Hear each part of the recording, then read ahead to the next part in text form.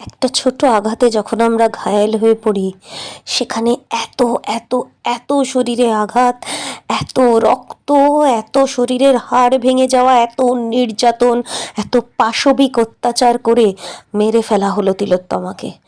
তারপরও দেশ উত্তপ্ত হবে না? তারপরও কোথাও মিটিং মিছিল হবে না? তারপরেও কোথাও ভাঙচুর হবে না? তারপরেও কিছু হবে না? সব হবে, সব হবে, সব হতে হবে। মিটিং চলবে, মিছিল চলবে, অন্যায়ের বিরুদ্ধে প্রতিবাদ চলবে, চিৎকার চলবে। একটাই একটাই দাবি, শাস্তি চাই, শাস্তি চাই, কঠিন থেকে কঠিনতম শাস্তি চাই। এমনভাবে শাস্তি দেওয়া হোক যাতে দ্বিতীয়বার এই কাজ করার আগে কেঁপে ওঠে কারোর অন্তরাত্মা। এত এত এত কঠিন শাস্তি দেওয়া হোক যেন নির্যাতন তো দূর, কোন নজরে তাকানোর সাহসও সেই অত্যাচারিত না থাকে।